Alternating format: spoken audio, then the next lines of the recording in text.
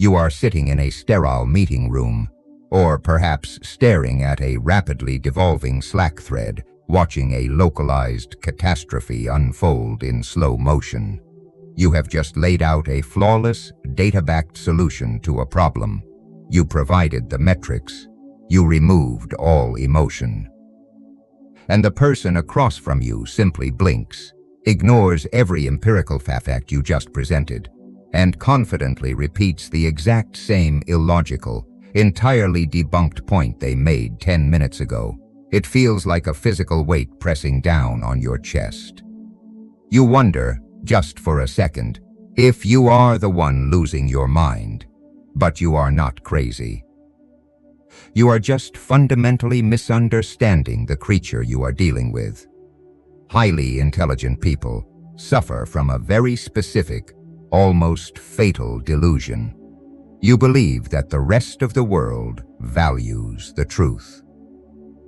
You operate under the naive assumption that if you just build a better argument, if you just find the precise words, the right historical precedent, or the undeniable piece of evidence, the other person will naturally analyze it, adjust their worldview, and agree with you.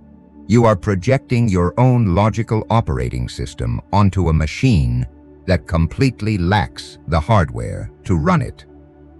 This is the curse of the explainer. You think your intellect is your greatest weapon in these moments, but it is actually your most dangerous liability. It traps you in a cycle of endless translation. You spend hours, sometimes days, crafting the perfect, measured response to a coworker who is objectively incompetent.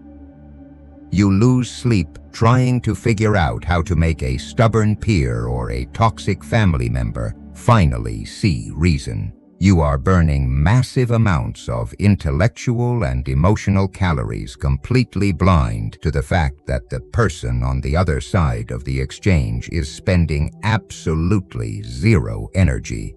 They are not processing your logic. They are not weighing your variables. They are simply waiting for your mouth to stop moving so they can reassert their own comfortable noise. We are conditioned by a polite, mediocre society to believe that patience and education are ultimate virtues. The modern world tells you to find common ground, to lead with empathy, to communicate better. But communication requires two entities that agree on the basic rules of reality. When you attempt to educate a fool, you are treating their ignorance as if it were simply a lack of information. It is not. You do not argue with gravity. You simply step out from under the anvil. Yet, time and time again, you stand directly under the falling weight, holding up a beautifully reasoned argument, expecting the iron to change its trajectory. You must look at your own behavior with cold, clinical detachment. Why do you keep trying to explain yourself to people who are actively committed to misunderstanding you? It is not just because you want the best outcome for the project or the relationship. It is because you are addicted to being right. You want the moral victory. You want them to look at your logic and concede. But seeking intellectual validation from a lesser mind is the ultimate form of self-sabotage. It does not elevate them. It only degrades you. You leave these interactions exhausted, cynical, and depleted, while they walk away completely unbothered, wearing their ignorance like a warm coat. You have to stop viewing these interactions as innocent miscommunications. You are not losing these battles because your logic is flawed. You are losing because you are playing chess against someone who is eating the pieces. If you are constantly losing to someone who is entirely ignoring the rules of the game, you must accept a terrifying reality about the game itself. Ignorance is not a passive state. We have been conditioned by centuries of optimistic philosophy to view a lack of knowledge as an empty vessel, a hollow space just waiting to be generously filled with the cool water of your wisdom. You operate as if the foolish person is simply wandering in the dark, and if you just hand them a flashlight, they will gratefully take it and thank you for illuminating the path. This is a fatal miscalculation. Ignorance is not a void. It is a heavily armored, heavily militarized defense mechanism. It is a fortress designed specifically to keep your logic out. Picture the exact moment this happens in your own life. You are trying to help a colleague who is about to make a disastrous mistake on a project. Or perhaps you are calmly explaining to a family member why their latest paranoid theory is completely disconnected from reality. You are careful. You soften your voice. You bring documentation, clear timelines, and objective data. You try to be as gentle as possible to preserve their feelings, and instead of gratitude or even simple curiosity, you are met with a sudden, bewildering wall of hostility. Their face flushes, their voice rises. They completely ignore the data in front of them and immediately pivot to a personal attack, or they double down on a technicality so absurd it leaves you speechless. You watch, horrified, as they dig their heels in so deeply that you can almost hear the psychological steel doors slamming shut. Why does your kindness feel like an act of war to them? Because you fundamentally misunderstand what the human ego is and what it is designed to do. The ego does not care about the company's quarterly earnings. The ego does not care about objective reality, historical facts, or the laws of physics. The ego only cares about its own survival in the present moment. To a fragile, insecure mind, being proven wrong does not feel like a learning opportunity. It registers in the nervous system as a threat to their existence.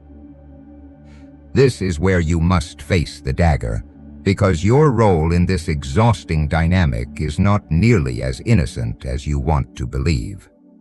You view your tendency to explain things as an act of generosity. You tell yourself that you are just trying to help, that you want what is best for the team, or the relationship, or the project. But in reality, your compulsion to educate the unwilling is a deeply arrogant form of empathy. It is superiority masquerading as helpfulness. You believe you have the right and the intellectual capacity to reach into someone else's mind and aggressively rewire their cognitive architecture. You cannot stand the anxiety of watching someone do something incorrectly, so you force your intervention onto them. You are playing God with someone else's cognitive limitations, completely refusing to accept the reality of who is standing in front of you. When you introduce logic to a mind that is structured entirely around emotional safety, you are not acting as a healer. You are acting as an invader. You think you are handing them a map out of the wilderness, but they perceive you as a trespasser trying to burn their house down. They have built an entire identity, an entire psychological ecosystem around their flawed understanding of the world. It is comfortable there. The walls are thick, the temperature is controlled, and they are always the hero of their own story. When you aggressively insist on reality, you are forcing them to look at their own inadequacy. You trigger a literal fight or flight response. The biological reality of cognitive dissonance is terrifying. When a foolish person's core belief is challenged by undeniable facts, their brain will do anything to avoid the pain of ego death. It will hallucinate memories. It will rewrite history in real time. It will sever lifelong relationships without a second thought. It will aggressively attack the person bringing the truth, rather than accept the truth itself. Psychologists call this the backfire effect. When you present undeniable evidence to someone whose identity relies on ignoring that evidence, they do not change their mind. They actually become more deeply entrenched in their delusion.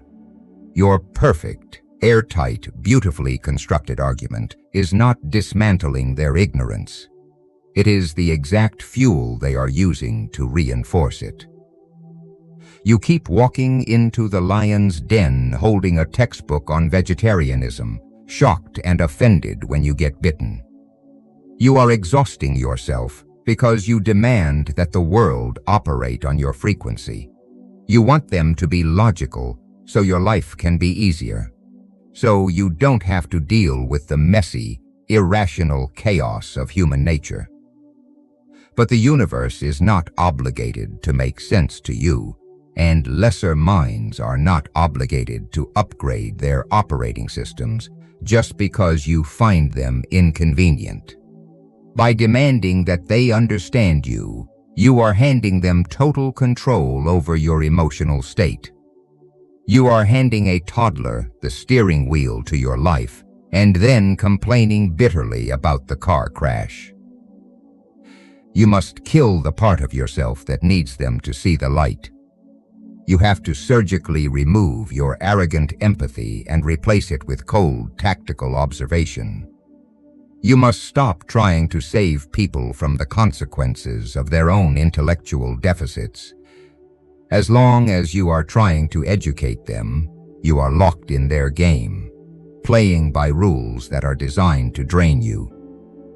Once you finally realize that truth has absolutely no currency in this exchange, you must abandon the debate entirely and reach for a much older, darker weapon. To outplay a fool, you must first understand what they are actually hunting for when they open their mouths. When an irrational, highly confident person corners you with a ridiculous opinion, they are not looking for a debate. A debate requires an exchange of ideas, a mutual respect for evidence, and a shared goal of finding the truth. The fool does not want truth. The fool wants friction. Friction is the psychological currency of the insecure. When they state something absurd and you instinctively push back, when you sigh, when you pull out your phone to check a statistic, when your voice tightens with frustration, you are giving them exactly what they crave. You are validating their existence. Your resistance proves to them that their ideas have weight. You are telling them, your thoughts are significant enough to disrupt my peace and command my energy. You are paying a premium price for a product that is entirely worthless.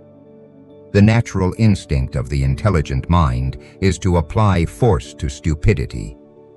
You try to push against the immovable object, hoping your logic is strong enough to break it. This is why you leave these interactions exhausted, while they leave energized. You are acting as the battery for their ego. To win this game, to completely neutralize the drain on your own resources, you must deny them friction entirely. You do not push against the immovable object. You step out of its way and let its own momentum carry it off a cliff. The strategy is simple, devastating, and deeply unnatural to execute: radical, violent agreement. In formal philosophy, this is known as reductio ad absurdum, reducing an argument to absurdity. In the darker mechanics of power dynamics, it is the tactical application of handing a man exactly enough rope to hang himself. Imagine you are at a family dinner, and an uncle who hasn't read a book since high school begins a loud, sweeping monologue about how all modern doctors are frauds, and how society would be perfectly healthy if we just stopped using all modern medicine entirely. Your instinct is to argue. You want to talk about life expectancy, infant mortality, the eradication of polio, and the basic principles of the scientific method. Do not do this. You are stepping into the friction trap. Instead, look him dead in the eye and agree. Agree completely, but do not stop there. Accelerate his premise past the point of comfort, straight into the realm of catastrophic consequence. Lean forward and say, "You know what? You are entirely right. In fact, it is cowardly that we haven't acted on this sooner. We should start a movement right now. Tomorrow morning, you and I will go down to the local hospital and demand they turn off the power. We'll unhook all the dialysis machines ourselves. We'll throw the antibiotics in the river. It's the only moral thing to do. What time should I pick you up?" Watch his face. You have not attacked him. You have not called him stupid. You have completely validated his core premise, but you have taken the steering wheel of his runaway train and slammed your foot on the accelerator. Fools operate exclusively on the surface. They do not possess the mental architecture to think 3 steps ahead or map out the logical consequences of their own beliefs. They enjoy the safety of vague, aggressive opinions because they never intend to act on them. When you force them to look at the immediate, terrifying destination of their own thought process, their brain short-circuits. The very friction they were seeking from you is suddenly gone, replaced by a terrifying velocity they cannot control. They will immediately backpedal. They will suddenly become the voice of reason. "Well, hold on," they will say. "I didn't mean all medicine." Obviously, if someone is in a car crash, they need a hospital. Do you see what just happened? The moment they inject nuance into their own argument, they have defeated themselves. You did not have to spend a single calorie defending the scientific method. You forced them to argue against their own stupidity just to save face. You weaponized their own ignorance against them. You do not argue with gravity. You simply step out from under the anvil. This requires immense self-control. You must suppress the overwhelming urge to correct them. You must kill the egoic desire to look smart in the moment. When you radically agree with a fool, you must deliver the line with utter sincerity. If they detect sarcasm, they will pivot to attacking your tone, and you have given them friction again. Your delivery must be as smooth and lethal as a velvet dagger. You become an empty mirror, reflecting their own intellectual chaos back at them, completely distorting their reality while leaving your own inner peace untouched. Neutralizing a passing fool in casual conversation is a satisfying parlor trick. It protects your energy in the moment. But this strategy is a luxury reserved for peers and subordinates. What happens when the fool is not an uncle across the dinner table, but the person who signs your paychecks? What happens when the irrational, insecure mind holds the keys to your promotion, your livelihood, and your reputation? Neutralizing a passing fool in casual conversation is a satisfying exercise in energy conservation, but the architecture of power changes entirely when the fool is sitting on a throne. What do you do when the irrational, deeply insecure mind is the manager who controls your career trajectory, the client who signs your paychecks, or the gatekeeper who holds the keys to your livelihood? You cannot simply violently agree with a toxic boss and walk away from the table. You are trapped in their ecosystem. A fool with structural power is the most dangerous entity in any hierarchy because their entire psychological foundation is built on a hidden, shifting fault line of profound inadequacy. They know on a primal, unspoken level that they are outmatched by the minds around them. They sense their own mediocrity every single day, and they live in constant terror of being exposed. When you walk into their office and display conspicuous intelligence, you think you are doing the right thing. You think you are proving your value to the company, demonstrating your work ethic, and showing them what an undeniable asset you are. You expect them to recognize your brilliance and reward you for it. This is a catastrophic misreading of human nature. In reality, you are not showing them an asset. You are holding up a high-definition mirror to their incompetence. The mediocre mind experiences genuine physical discomfort in the presence of greatness. They will not process your brilliance as a resource to be utilized. They will process it as a direct, existential threat to their survival. A foolish person with power will destroy you to protect their ego. They will shatter the mirror rather than look at the reflection for one more second. But they will not attack your logic because they cannot win on that battlefield. They will attack your character. If you correct a deeply insecure manager in a meeting, even if you are saving the company thousands of dollars, they will never forgive the ego wound you just inflicted. They will quietly label you as difficult to work with, uncooperative, or not a culture fit.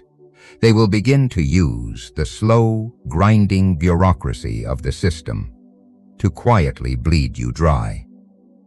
They will leave you off crucial emails, deny your resource requests, and meticulously sabotage your ascent. You cannot out-argue a king in his own castle. If you try to use logic against structural power, you will be crushed by the machinery. To survive and conquer this dynamic, you must completely alter your approach. You must deploy the submission gambit. You must learn to conceal your intellect. The intelligent person often treats their mind like a glowing badge of honor, meant to be worn on the chest for everyone to admire. You must start treating your intelligence like a concealed weapon. And you do not draw a concealed weapon just to show off to the room. You keep it hidden under your coat until the exact moment it is required to secure your objective. If you are dealing with a powerful fool, you must feed them the exact narcotic they are starving for, a false sense of superiority. You must intentionally play a lesser version of yourself. When you have a brilliant idea that will save a project, you do not present it as your own isolated stroke of genius. You present it as a natural extension of something vague and useless they said 3 weeks ago. You walk into their office and say, "I was thinking about that excellent point you made last month regarding team synergy, and I built this framework entirely around your concept. What are your thoughts on tweaking this one minor detail?" You deliberately leave a small, obvious flaw in your presentation so they can catch it. You let them correct your formatting. You let them change a font. You let them feel like the mastermind who is generously guiding a subordinate. This strategy feels utterly repulsive to the highly intelligent mind. Your own ego will scream at you. It will feel like defeat.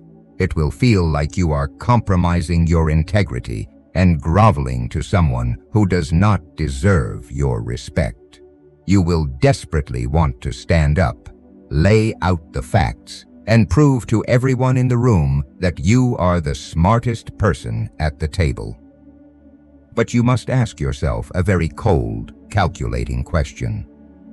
Do you want the vanity of looking smart, or do you want the lethal effectiveness of getting exactly what you want? Trading a momentary scratch to your pride for absolute, unhindered maneuverability is the highest form of strategic play.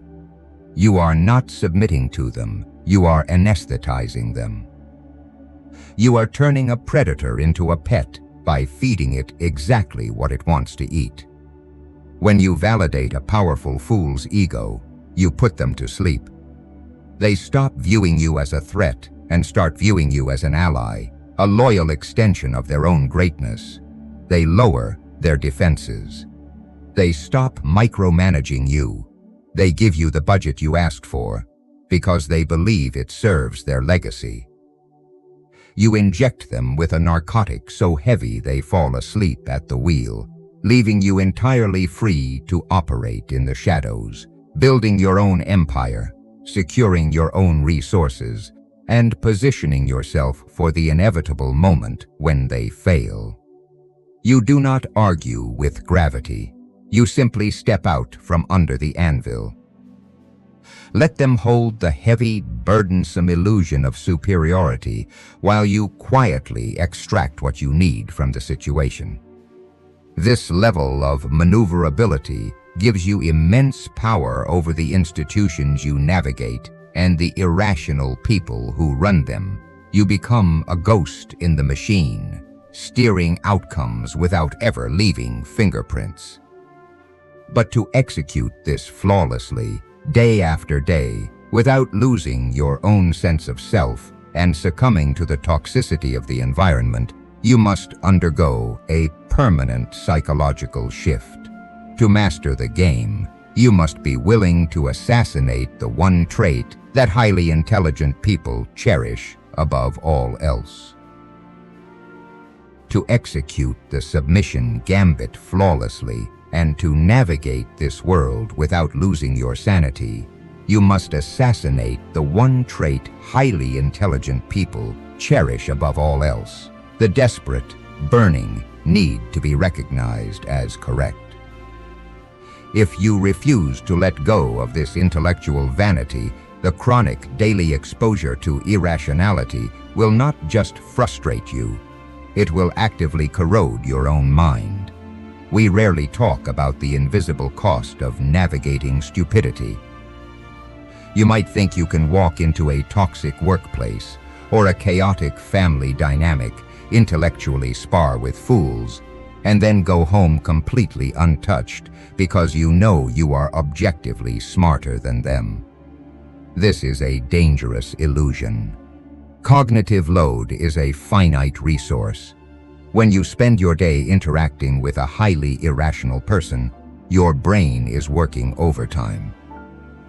You are constantly trying to predict their unpredictable emotional swings. You are suppressing your own natural frustration. You are walking on eggshells, calculating exactly how to phrase a simple sentence so it does not trigger their fragile ego. This sustained cognitive taxation is a slow, silent poison. It degrades your own decision-making abilities. It ruins your focus. You leave work irritable, you snap at the people you actually care about, and you lose the creative edge that made you brilliant in the first place. By engaging with them, you are letting a psychological parasite feed directly on your intellectual capital.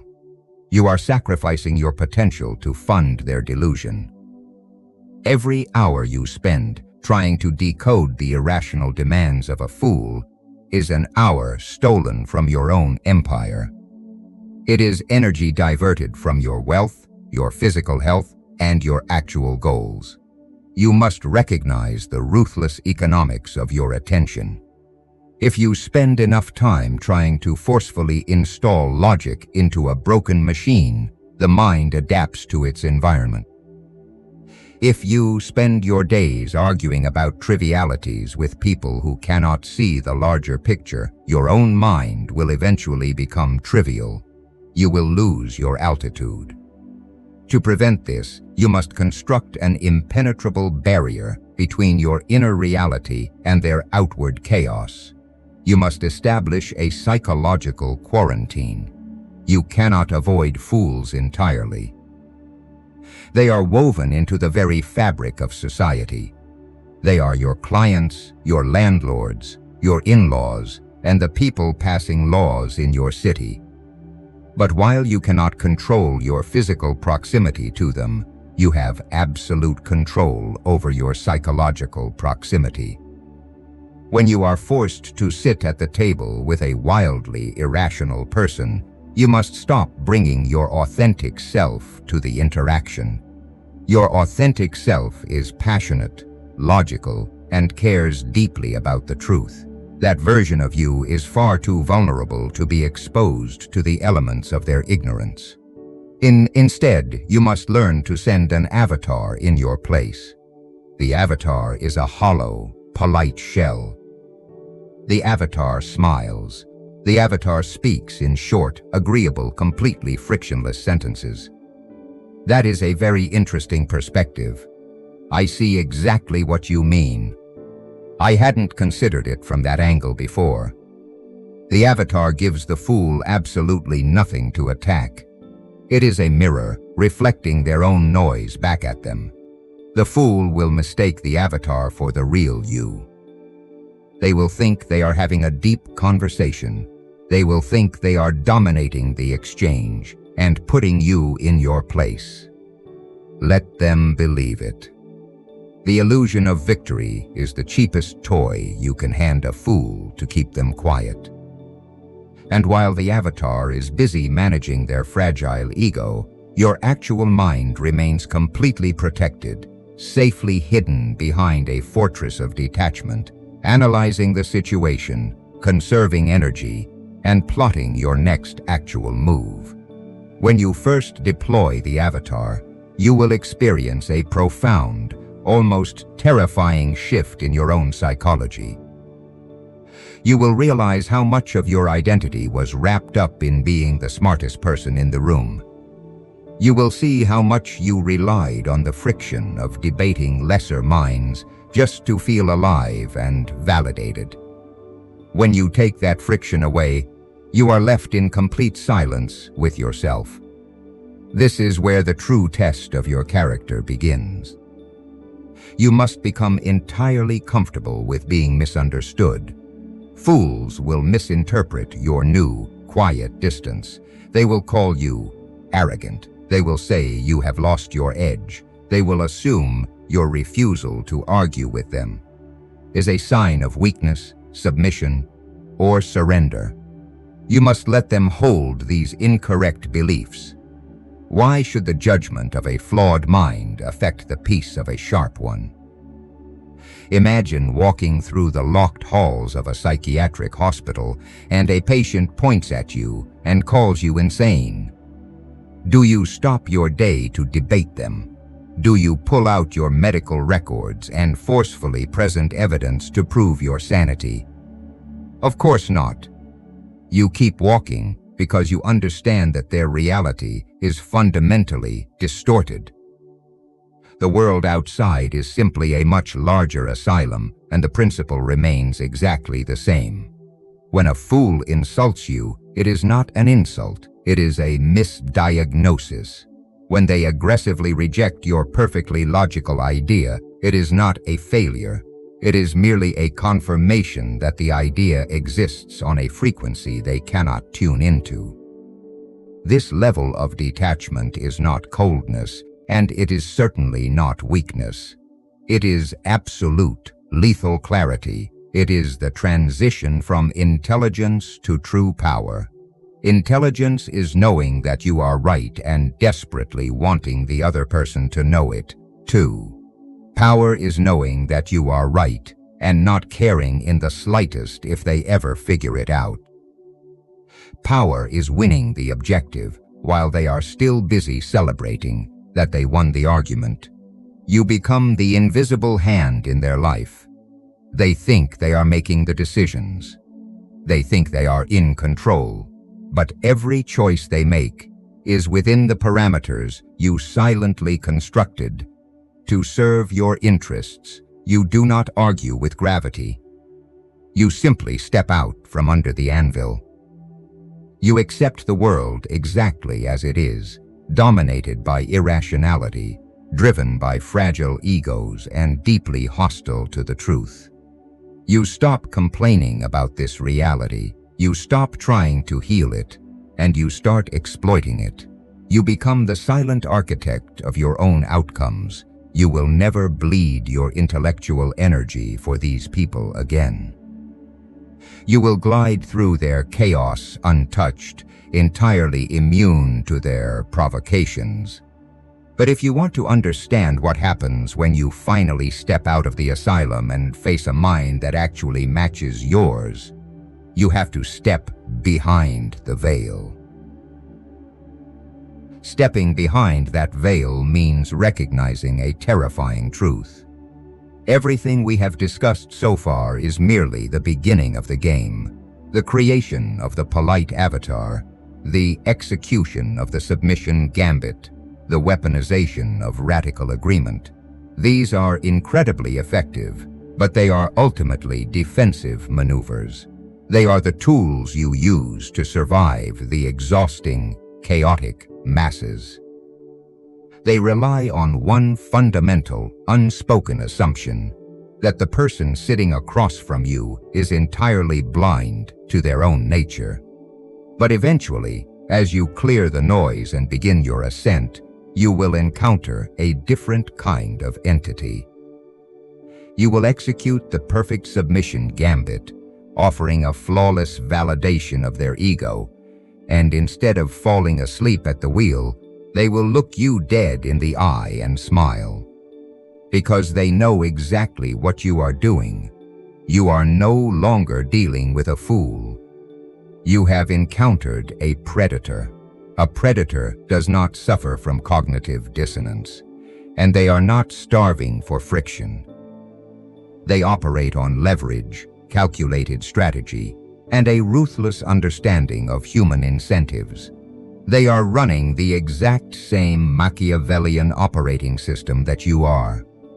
When two minds of this caliber intersect, the rules of psychological warfare change entirely. You can no longer rely on starvation tactics, because a predator does not have a fragile ego for you to easily exploit.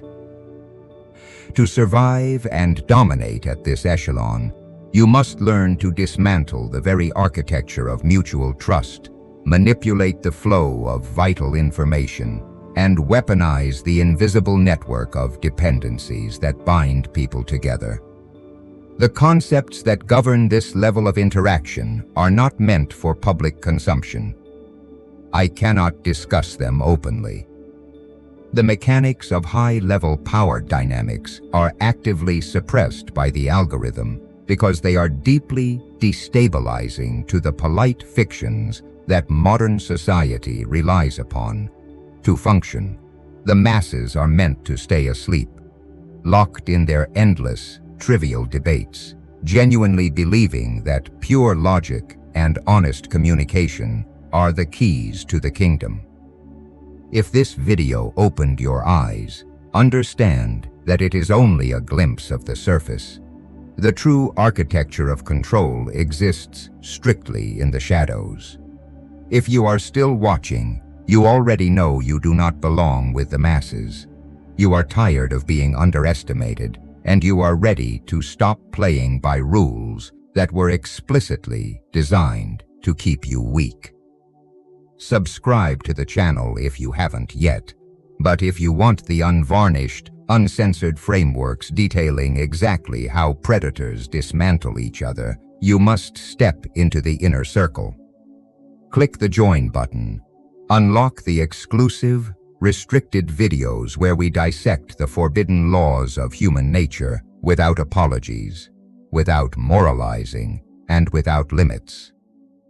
The ordinary world will continue to exhaust itself trying to explain reality to fools. You will learn how to own reality outright. Step inside. Most people will look away and go back to sleep. That is exactly how we prefer it.